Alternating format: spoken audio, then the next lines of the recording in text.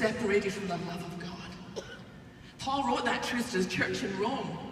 Romans 8, 38, 39. And I am convinced that there is nothing that can separate us from the love of God in Christ Jesus. Well, at the same age as my dad, I just hit the wall one day and just fell apart. And went from being in the 700 Club in the morning, and by that evening, I was in the locked ward of a psychiatric hospital.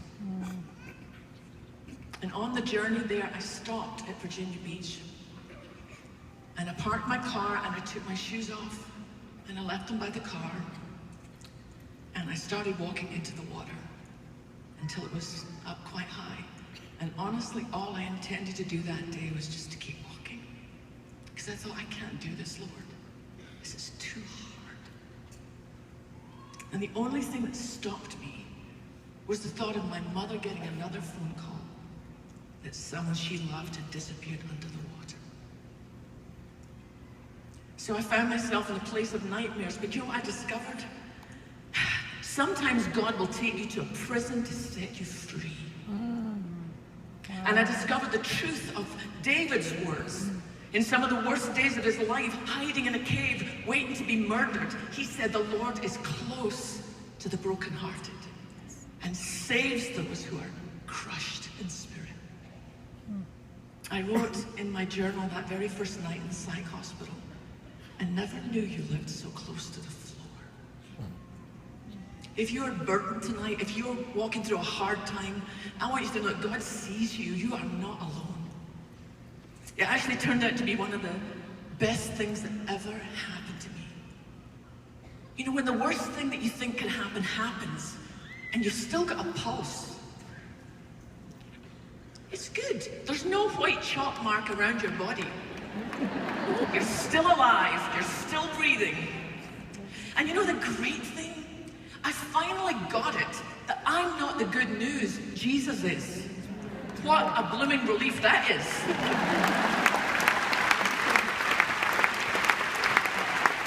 What a relief.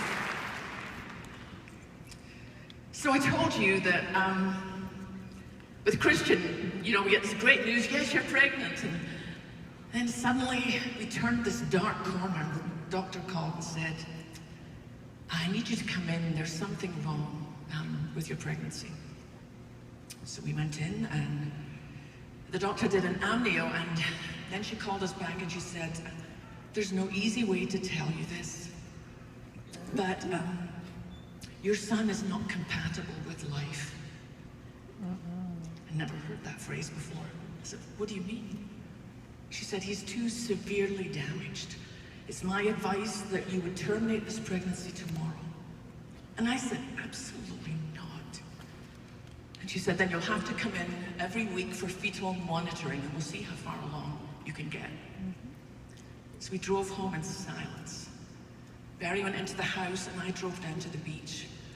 This favorite rock that I like to sit on in the morning and drink coffee and just hang with my father.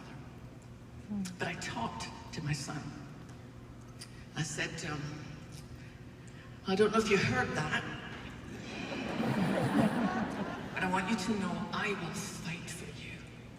I will fight for every breath that has been written in God's book for you to take.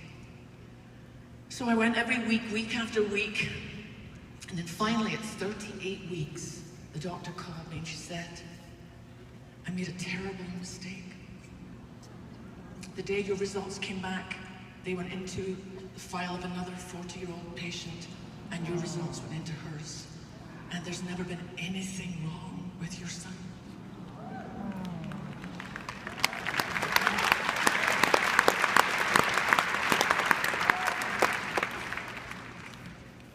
But then I thought about the other woman.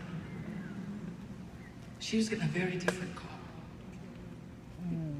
I got down on my knees and I prayed for her and her little one.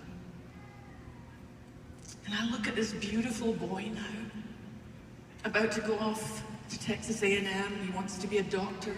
He said, I want to serve in countries among where they can't afford medical care. And it's so clear that God's hand is on his life, and how the enemy wants to destroy everything that God loves. But you know what I want you to know? Maybe you feel that nobody in life has ever fought for you. I want you to know that God fought for you. God fought for you to have a way to come all the way home. He fought for you to know that you are loved, that you're seen. One of the scriptures that I absolutely love, Psalm 27 verse 1 talks about, it says, the Lord is my light and my salvation. Whom shall I fear? The Lord is the stronghold of my life. Of whom shall I be afraid? The truth is that for most of my life, I was afraid of everybody and everything. But I love the way this ends. Yet I am confident I will see the Lord's goodness while I'm here in the land of the living. Wait patiently for the Lord. Be brave and courageous. You know what I believe, girls? Over the last couple of years, I've had the opportunity of traveling a lot more internationally, to Australia, to Russia, to the Ukraine, to London, England.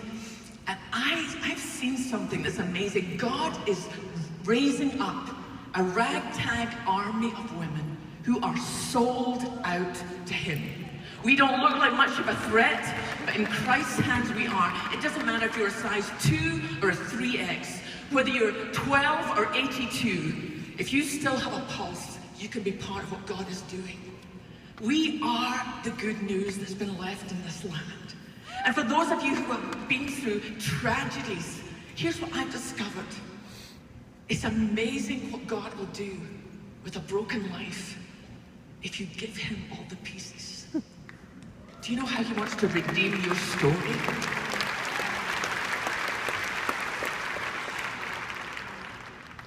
I don't live with shame anymore. Every morning I get up, and this is my routine every day. The very first moment I'm aware of being